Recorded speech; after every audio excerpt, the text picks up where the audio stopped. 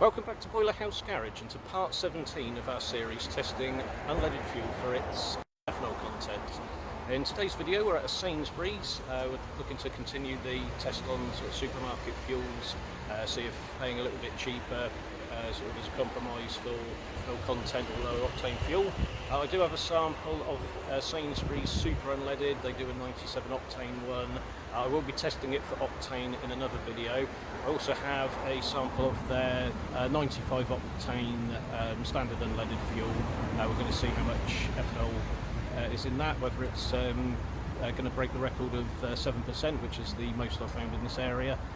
And I'm also going to release the octane test video immediately after this one, so if you're already subscribed you'll be notified of that, or if not just have a look at the other videos. So let's get the fuel samples over to the testing facility, aka my nan's garage, and I'll see you there. And welcome back.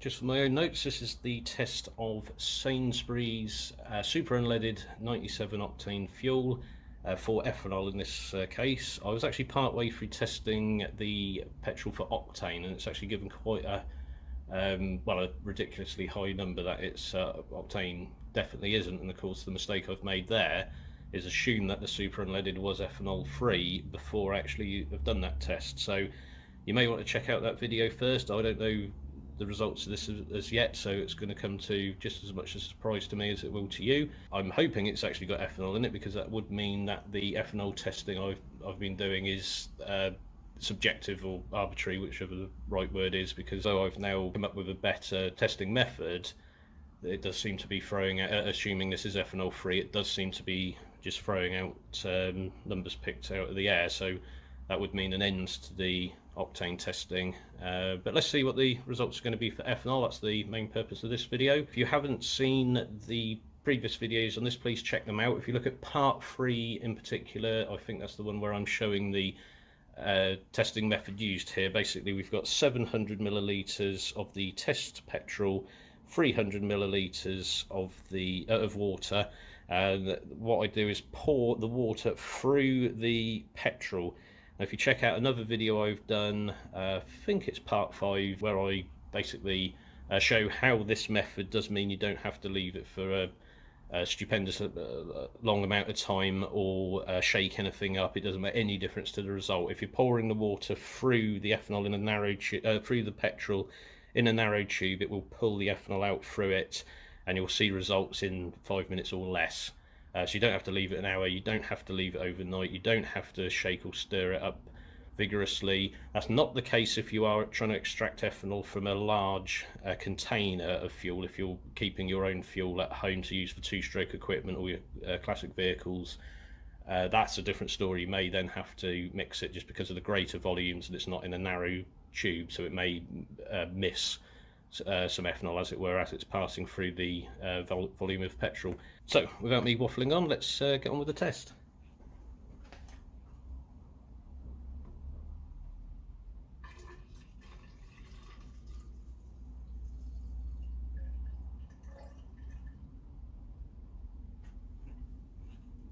Now, as per the previous tests, I will leave this for 5 minutes and we'll come back to it then. And we're back. The results are good news and bad news in a way, depending on your perspective here. It's good news for me, as the octane testing that I've been doing, which I was already having issues with, there was a concern there that the octane tester that I'm using for those was giving false readings, but no, thankfully in that sense the Sainsbury Super Unleaded is an ethanol containing petrol, an ethanol blended petrol. I'll just see if I can zoom in if you can see it. Where's the light? So we have there's 100 milliliters or 1 litre of total solution here. The water I've added was 300 milliliters, yet the line is now raised because the ethanol has been pulled out of the fuel and is now in the water. That is showing it's 325, so my maths is appalling, but that's about, and similar to the Texaco Super Unleaded that I tested a while back. This is like a low volume of ethanol in the blend, but it does still contain ethanol nonetheless.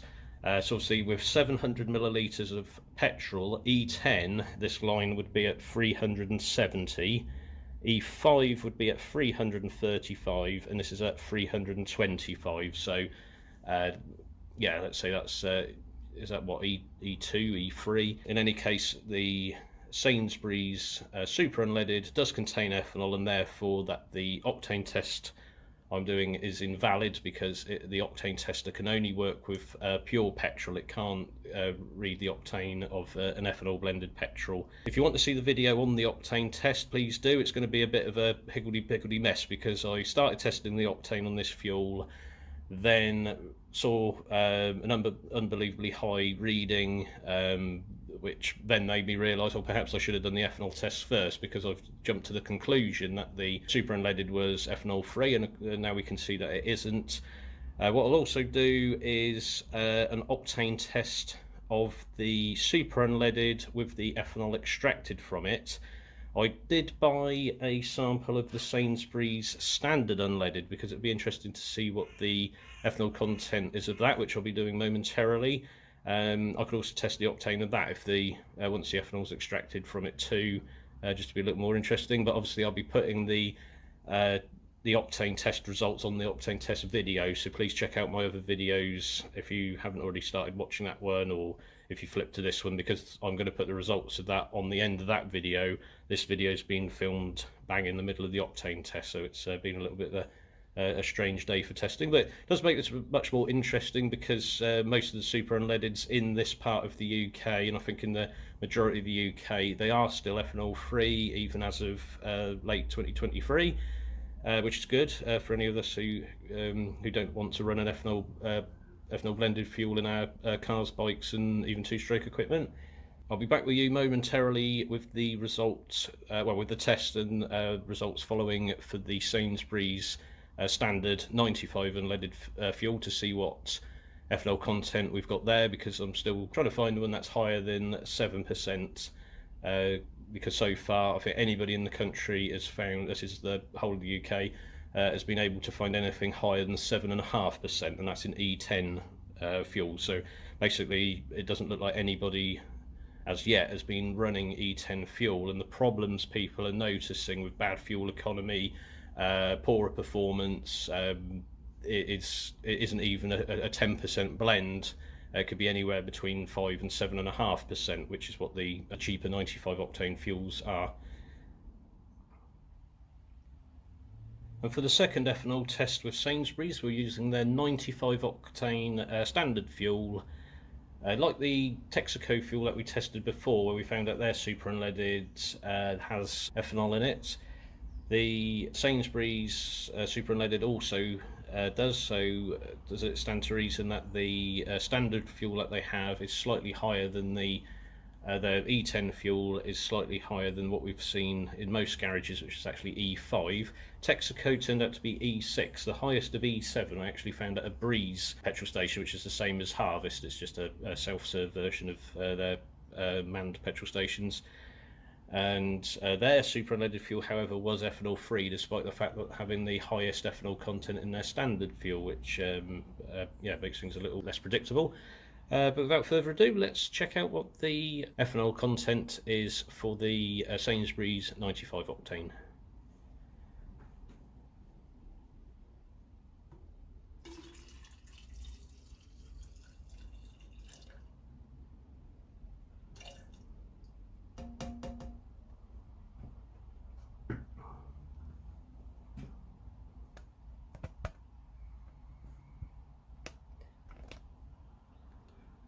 So we can see some results straight away. However, I'm going to leave this 5 minutes as we normally do, and I'll come back to you then.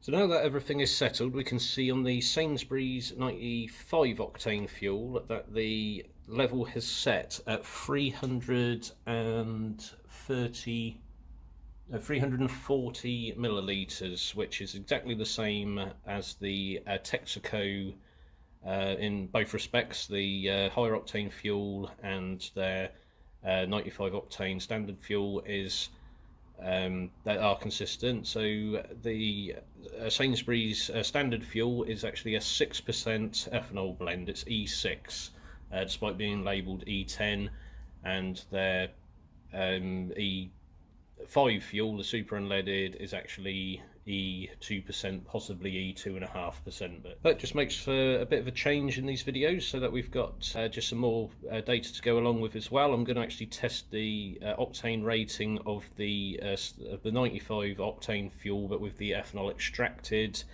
The reason I'm doing this is so that we have a consistent result, just to make sure that I'm doing these experiments correctly. And also the data we can take from that will also give us an idea of how much octane the ethanol adds to the fuel. So if we're extracting it because we don't want an ethanol blended fuel in our cars, we can determine how much octane booster, a non-ethanol based one, that we need to add to bring it up to the correct rating. So that brings us to the end, or at least me to the end of 2 videos. I should probably put this closing summary at the end of both of the videos for testing the ethanol and octane of the Sainsbury's, of the 2 Sainsbury's fuels here. So apologies if yeah, you're seeing this twice, or I'm repeating myself. If you follow this, if you've been following this channel, you probably notice I do tend to waffle on a bit and repeat myself a lot. But in this case, it's probably going to be twice as bad, because I've been filming the various octane tests and ethanol tests, as well as ethanol extraction, all in the same session. We're filming them in 2 different videos, but I'm quite pleased with the results today, because the octane test, I had some doubts about the accuracy of it. I'm going to do a full video on basically showing you how the results it gives can be altered depending on the level of the fuel there. So going forward, we'll be using the test method that I've used here for the Sainsbury's fuel. On the plus side, the results has answered some of these doubts, because the results from the Texaco fuel and the Sainsbury's fuel are still consistent with the ethanol blended fuel that I've extracted the ethanol from and then measured the octane. Even with the 2 different testing methods with the octane tester that I've used previously, the results are still consistent. So yes, not as bad as I thought it was going to be, but it's always good to question when you're doing experiments, because you shouldn't just take things on faith that you've seen a result. If there could be issues with the methodology or your hypothesis, so it's worth obviously questioning every result you get, because it basically results have to stand up to scrutiny if there is something wrong.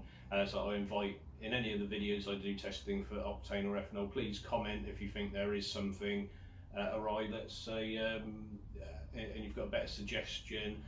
Conversely, I do sometimes get people repeating things like, oh, I should be mixing the fuel a certain way, but I've done videos in the past sort of to debunk those claims, but I'm still happy for you to mention them, because I've got the videos there to answer you, and plus it helps the channel along as well if you comment in the videos, because the more sort of discussion there is, I believe YouTube and that sort of promotes the video there.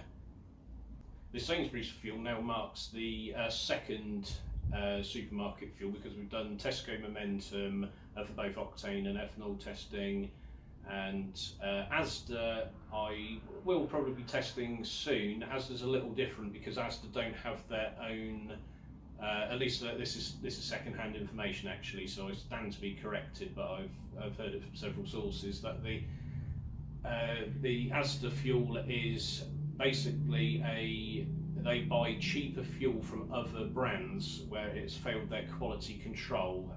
The fuel does still meet the British standards as the BSEN 2284 and ISO 4259, so it's a bit nerdy, but they're basically standards for fuels that are labelled between 95, which is the minimum octane you can have in the UK, and 97. And this also explains why certain fuels are super unleaded fuels, sorry, are 97 octane, because if it exceeds 97 octane, they have to meet a much higher and stricter quality standard. So That's another thing you may want to consider when you're choosing your super unleaded fuels. If you're going to the super, even BP actually, there's Apple Greens we've tested before, that was a 97 octane, the Breezed Harvest is 97.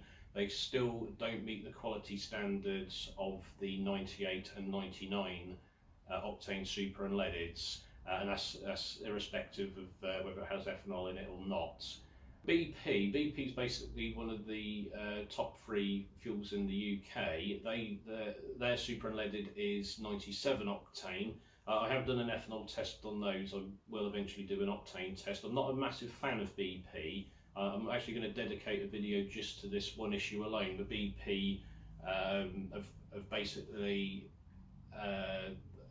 they've created a really bad environmental pseudoscientific absurdity. I'm not a fan of environmentalists as it is, especially when there's a conflict of interest. They're fuel companies. To be honest, I was a little unfair on when I was testing the Gulf petrol for ethanol. I do need to revisit that for octane, so I might obviously promote the fuel a little bit better. Gulf is a 98 octane fuel, at least advertised as. So again, it's a higher standard super unleaded. They do a couple of racing fuels actually. You can't buy them, I think, unless you're outside a racetrack. I think at Silverstone they've got their Gulf Endurance fuel is 102 RON, as in that's what they claim it to be. It'd be nice to get a sample of that just to see what the octane tester here says it is. With Gulf, I started waffling on about the bioethanol that who was it? Total Energies. Total's another brand that I haven't tested at all. I think most of the Total garages around me have been bought out, and they're now other brands. We'll have to do a Google check on those. But again, Total, they were advertising like they do 100% renewable grape-based ethanol fuel, and so it's not something I'm interested in. If they're promoting environmentalist nonsense, I'm not quite so interested. But I will eventually, if I do find a Total Energy petrol station, I will try and obtain their super unleaded and standard perhaps to test those. But it's just to say I'm not a fan of them. I'm not so interested in Gulf and BP for those reasons. I won't recommend any of their fuels because of that. Again, going back to the supermarket petrols, please suggest any in the comments, because obviously I've just mentioned Asda. We've done Sainsbury's and Tesco. I can't think of any others off the top of my head. A few people have mentioned Costco in the past, but I mean there's no Costco near me. I'm in the south. I'm not sure where the nearest is. I think somewhere in the Midlands, but again, you have to be a member to shop at Costco, and I'd imagine it's the same to buy their petrol. However, I probably don't really have enough subscribers to suggest things like this as yet, but if you do want to send in a sample, you could, because I'll need about 700 millilitres to do the test. So if you could package up a container and make sure it's obviously properly sealed and send in a sample, I'd be happy to test it. Obviously, just let me know in the comments, and I'll try and contact you if there's a messenger on here to be able to send it to me. Something I would like to do in the future, if this channel did ever become successful enough where I could actually fund an expensed trip, I could actually go around the country testing the fuels in Devon and Cornwall, and then testing them up North Wales, and just seeing what the differences are between the brands in respects of both ethanol and octane, because each brand, I've tried to explain this before, but it's quite complicated to understand, that the base petrol that each of the brands buy are from what's the nearest refinery, or at least who can get the fuel there the most efficiently, or the cheapest perhaps, or the ones who can put the additives package in to the mix.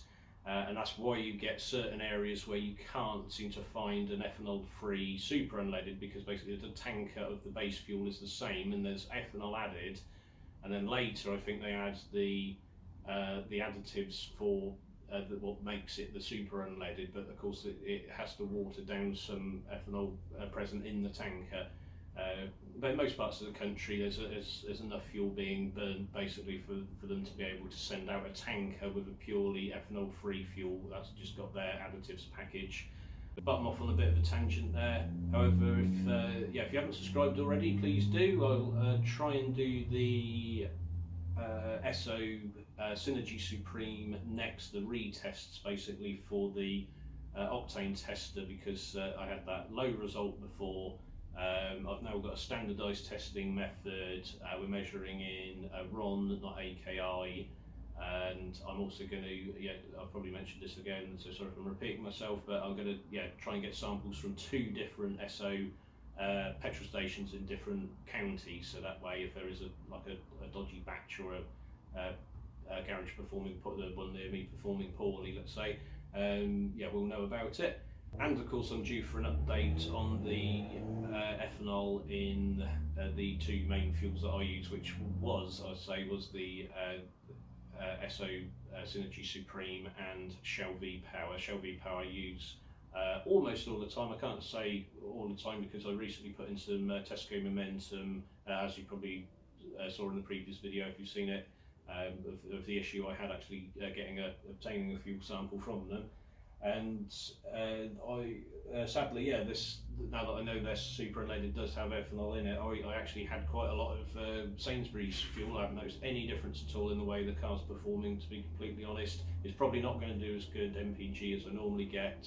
I have been driving it quite hard, so it's not, because if you've got a car like an ST and you're paying all that money to, well, not that my insurance is expensive at my age, but you're paying all that money to run a car like that, you might as well get some enjoyment from it. And there's been no performance issues whatsoever with this small ethanol blended fuel in it. I won't be using it again. I'll use Shell V Power as a standard. If the Golf Performance petrol was a little closer to where I am, I'd probably use that quite a lot as well. So I don't have anything against that, despite what I was waffling on about in the last video. But speaking of waffling, I better end this video here, and thanks ever so much for watching.